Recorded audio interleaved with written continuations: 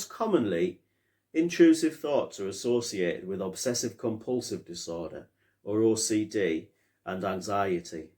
They can also be a symptom of depression, post-traumatic stress disorder or PTSD, bipolar disorder, attention deficit hyperactivity disorder or ADHD, or postnatal depression. This doesn't mean that if you have intrusive thoughts, you have any of the disorders mentioned. However, if you are particularly concerned that your intrusive thoughts may be part of one of these disorders, I'd recommend seeking the advice of your GP or other healthcare provider. So, what are intrusive thoughts? Well, intrusive thoughts are thoughts you have that don't seem to fit with the general way you usually think. They may take you by surprise and seem to come from nowhere at all. They will feel unwelcome and uninvited, like you haven't thought of anything else that would lead you to this thought. Intrusive thoughts can be very distressing and disturbing. They can be violent or sexual in nature. They can be thoughts about behaviours, practices and criminal acts that you find abhorrent and totally against your nature. They may involve harming yourself or others, or they may be thoughts that you've already done this in some way. They can reoccur frequently and can worsen over time.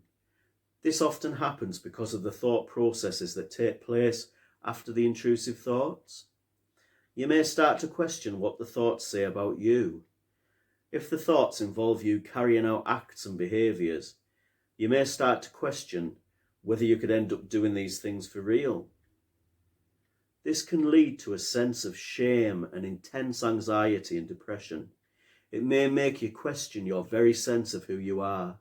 You may feel that you're losing your grip on reality and even going mad.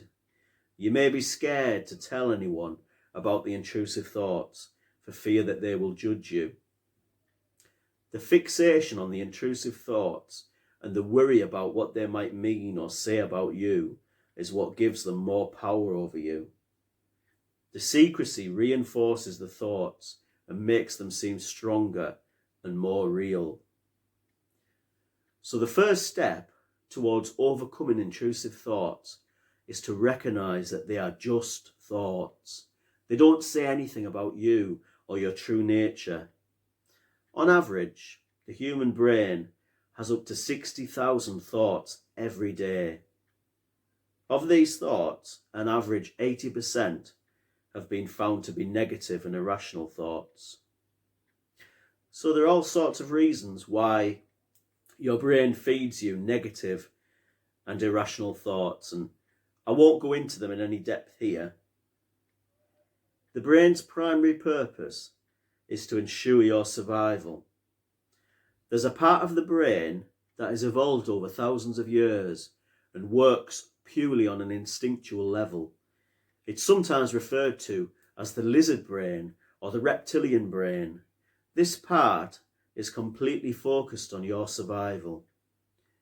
When this survival part of the brain is triggered by what it feels like danger, it will tell the other part of your brain whatever it needs to hear in order to get it ready for potential danger.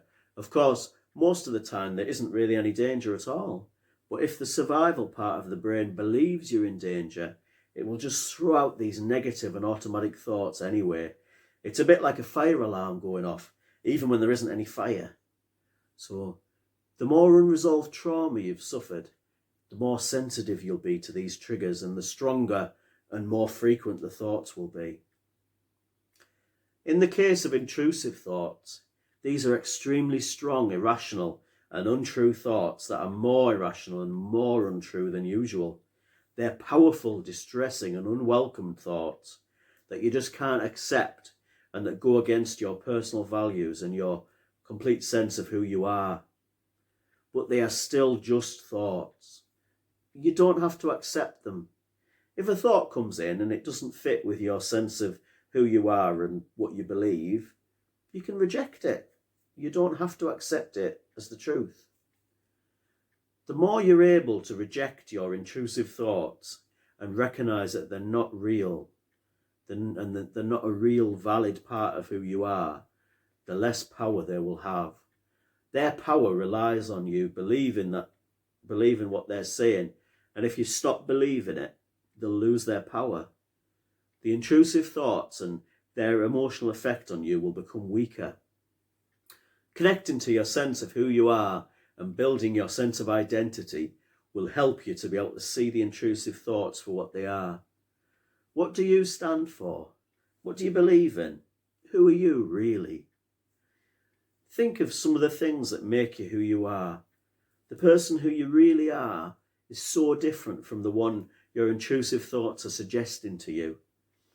Notice the differences and know that the person you really are doesn't really think these things. Try to ground yourself.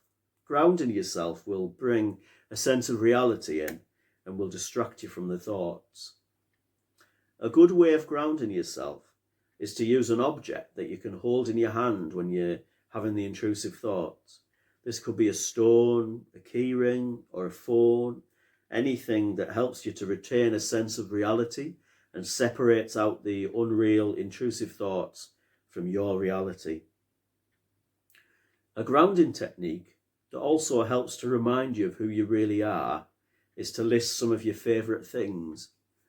List your favourite films, TV shows, sports teams, holiday destinations or actors. Anything like that's good. You could try to list them in alphabetical order too. This will help to distract your mind from the intrusive thoughts, and it'll bring in some reality and build up your identity all at the same time. Intrusive thoughts are not real.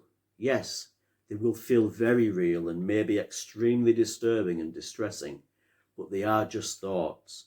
They don't reflect who you are as a person, and having thoughts about certain behaviours doesn't mean that you will act on those thoughts. I hope this video has helped you to understand and to start to deal with and overcome intrusive thoughts. If you're having long-term persistent intrusive thoughts that are affecting your daily mental health, I would recommend speaking to your GP or other healthcare provider. Please subscribe to my channel to be among the first to see my weekly videos. Please like and comment and share it out to your friends on social media.